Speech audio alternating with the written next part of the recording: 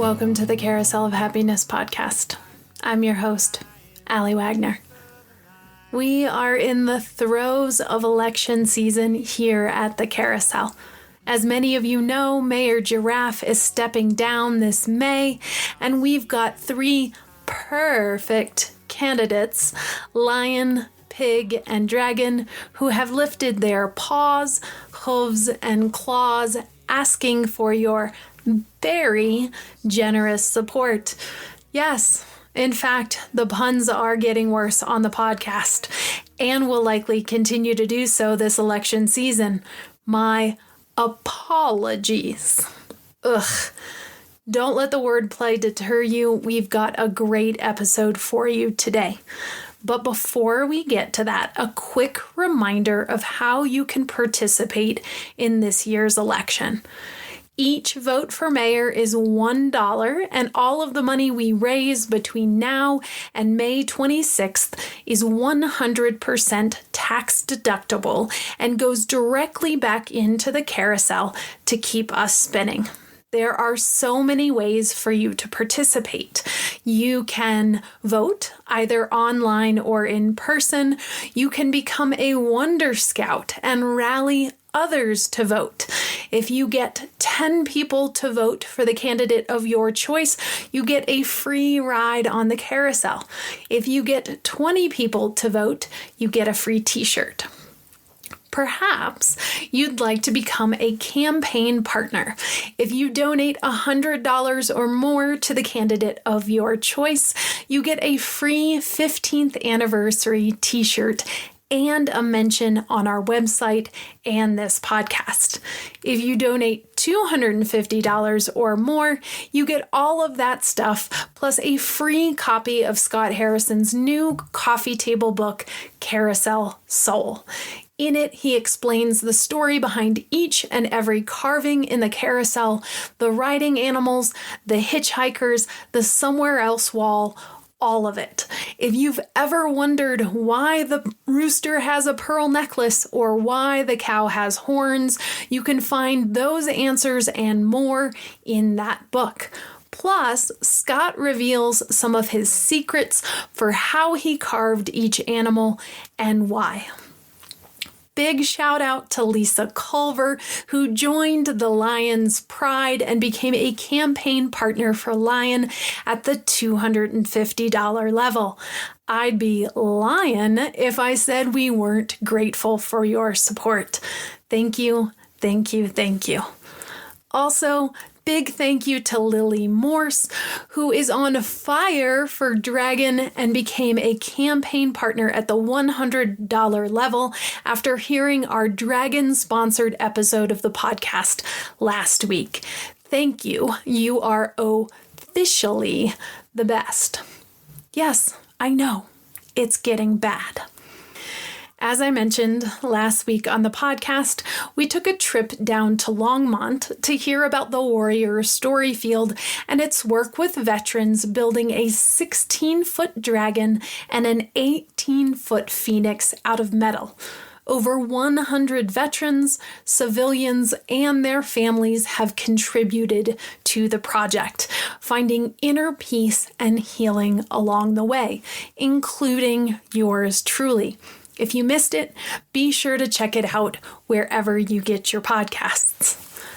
Today's episode is sponsored by the Lion King himself.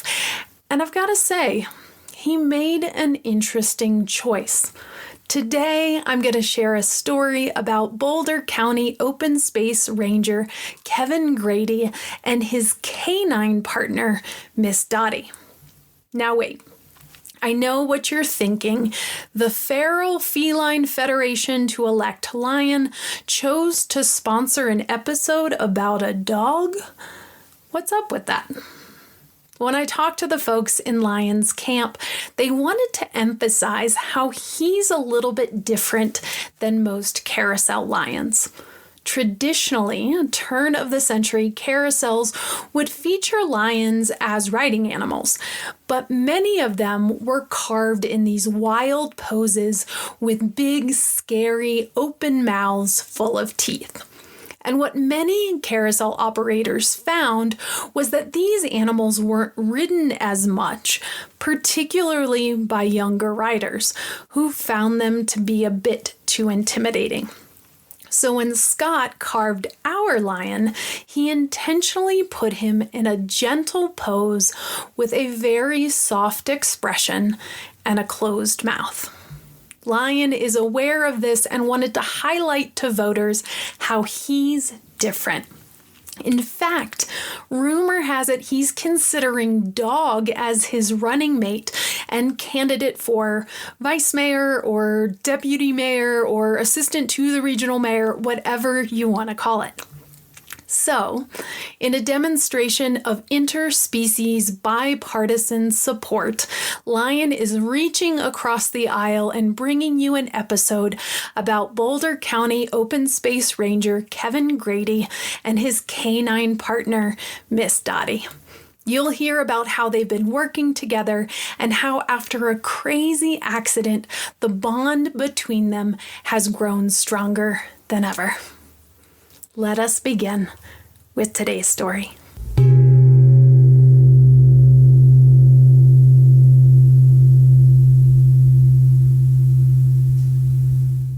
About 11 miles north of Boulder, you'll find Heil Valley Ranch, a 5,000-acre wildlife area with beautiful valleys, picturesque vistas, and forest meadows as far as the eye can see.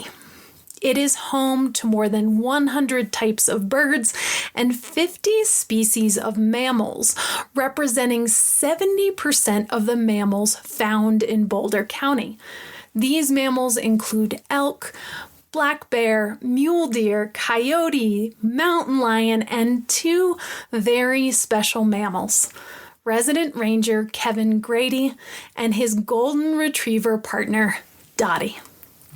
Kevin has been the resident ranger at Heil Valley Ranch for 23 years now, where he lives on site with his wife, Christy, their Jack Russell Terrier, Jojo, and their most recent addition, Dottie.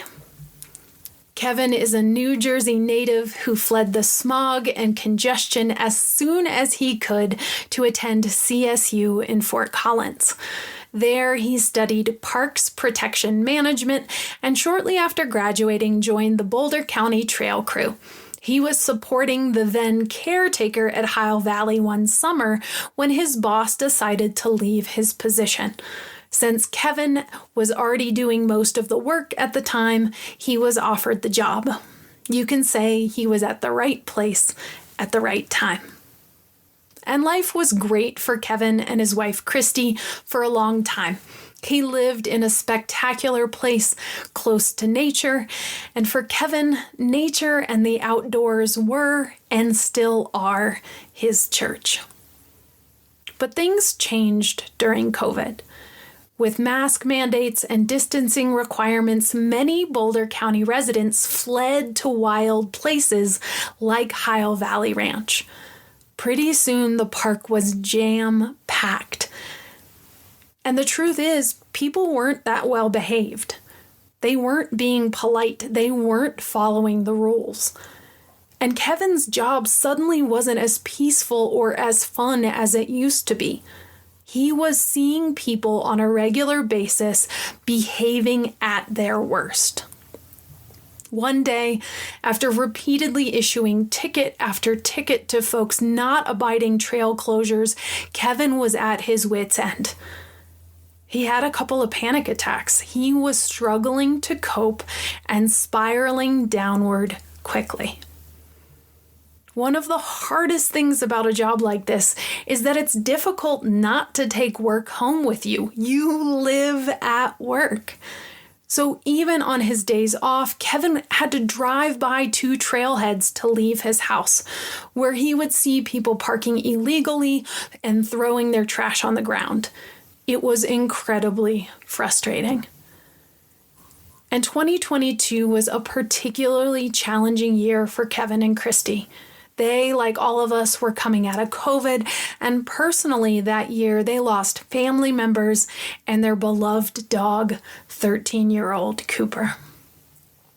Kevin knew something needed to change. He started meditating, he went to therapy, he even considered changing careers. Maybe he'd go back to school. Regardless, he knew that if he stayed at Ohio Valley Ranch, he needed to make his job fun again.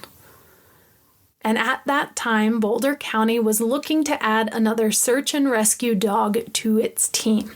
They already had a bloodhound and a German shepherd, and they had asked Kevin multiple times if he wanted to train a dog.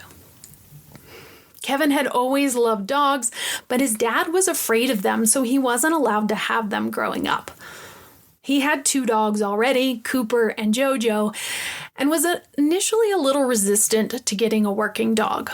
You see, dogs aren't allowed at Ohio Valley Ranch due to wildlife concerns, and he felt a little awkward about the potential of approaching a visitor who had a dog, explaining the rule that they can't have a dog, all while he himself had a dog in tow. It just didn't feel right. Plus, he already had the 2 dogs already, which just seemed like a lot. But when Cooper passed and the agency asked him one more time, he said yes. He thought this might be just what he needed to fall back in love with his job again. At the end of 2023, Dottie joined Kevin's family and the search and rescue dog team of Boulder County. She was an adorable orange ball of curiosity and cuteness, and she immediately took to training. She was really, really good. Not to mention, she breathed life back into Kevin's work. She gave him purpose. She insisted he always be present. When those naughty humans parked where they shouldn't park, Kevin found himself getting upset and then would immediately look to Dottie. She wasn't upset, so why should he be? Their bond was strong, but it was about to get even stronger. Around this time last year, April 10th to be exact, Kevin was inside his home cooking dinner when he heard a loud cry coming from the backyard. JoJo and Dottie had been playing outside, and Kevin's first fear was that a large animal had hopped the fence and taken one of the dogs. He rushed out to the backyard to find Dottie on her side crying. She wouldn't get up. She wouldn't move. Anytime he touched her, she would cry out in pain. Kevin and his wife took Dottie to the emergency vet. She had gone into shock and things didn't look good. The vet discovered that Dottie had broken her C2 vertebrae in 3 places. No one had ever seen anything like it, and no one knew how she did it, even to this day. When Kevin took Dottie to the ER, he had decided, working dog or not, he was all in for Dottie. He knew there was a possibility she might not ever be able to work or walk again, and she was only 5.5 months old. The surgeon explained to Kevin that they had never done a procedure like this before. They asked Kevin what he wanted them to do, go through with the surgery or put her down. There was no doubt in Kevin's mind. He said, do the surgery. The surgery was successful, but very, very expensive. Since she was technically Kevin's dog and didn't belong to Boulder County, he had to cover the entire cost.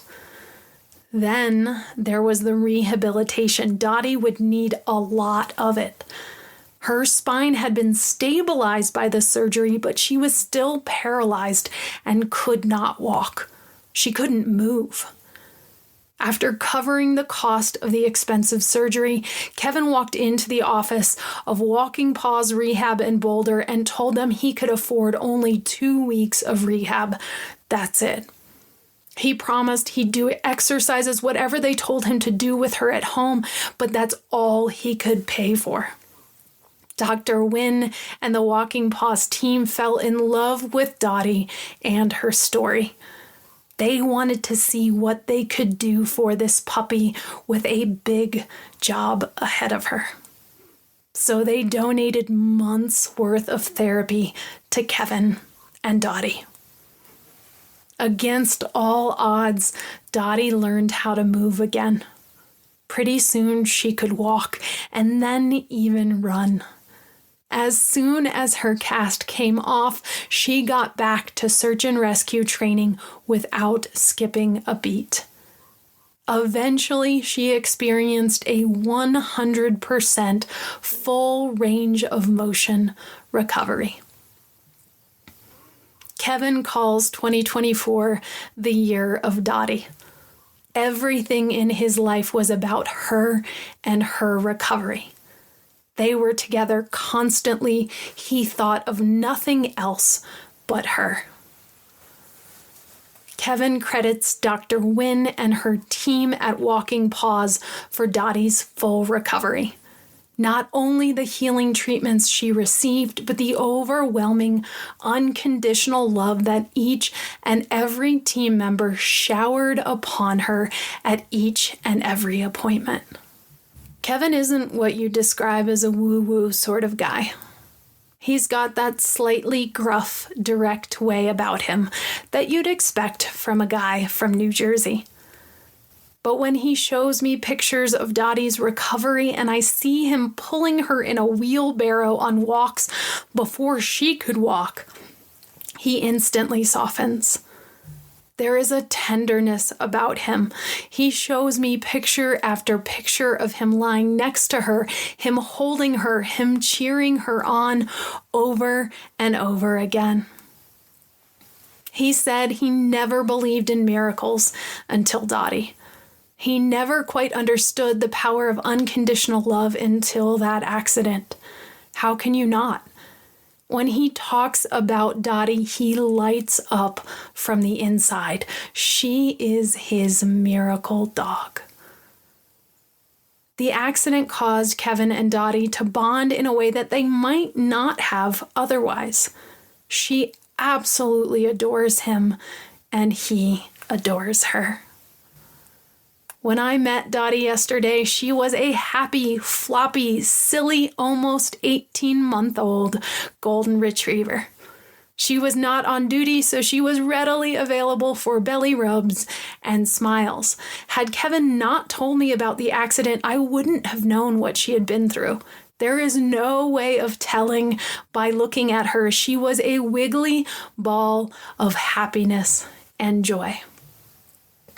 And did I mention she's really, really good at her job too?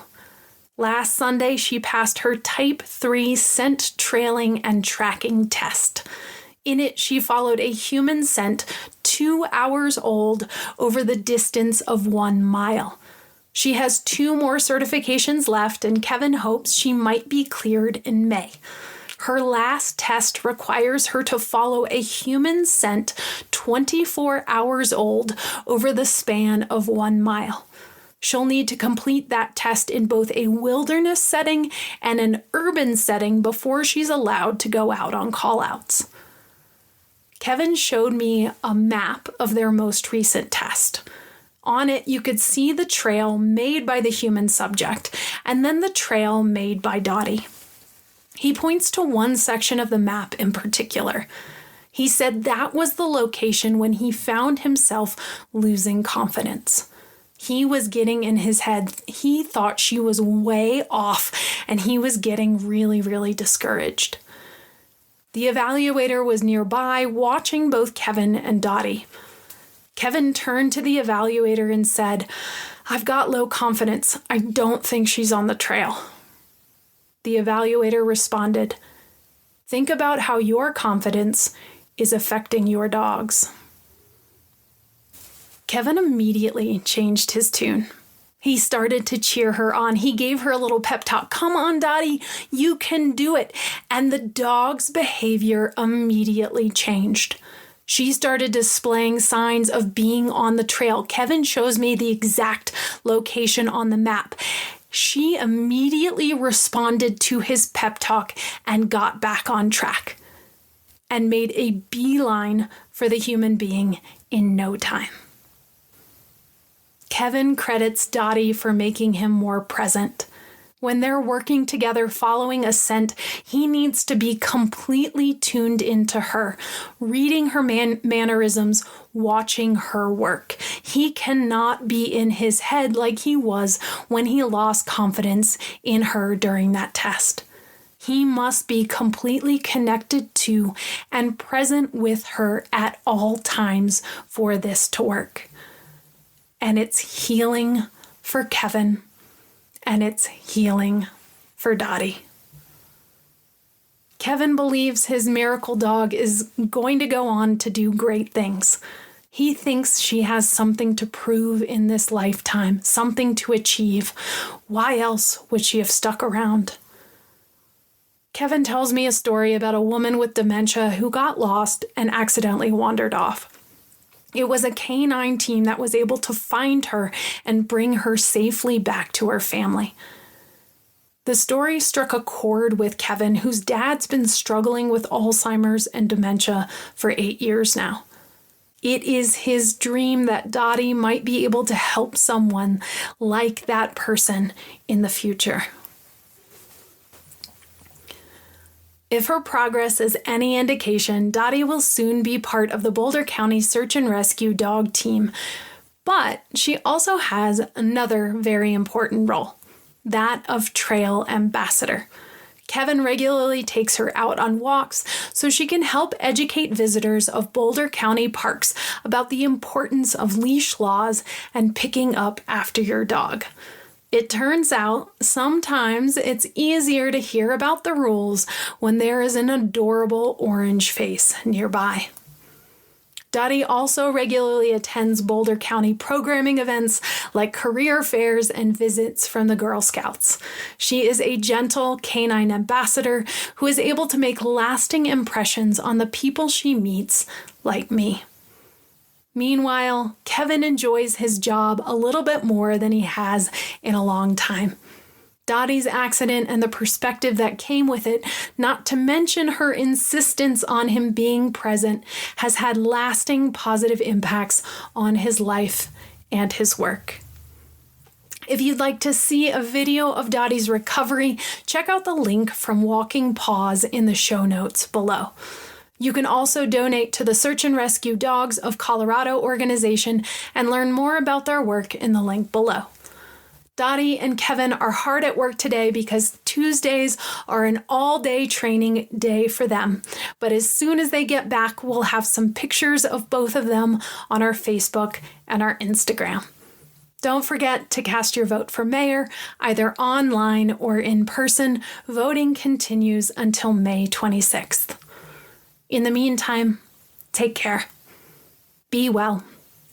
And as we like to say at the Carousel of Happiness, don't delay joy. And we'll see you next time around. Beginnings and endings are only pretendings. I'll see you next time around.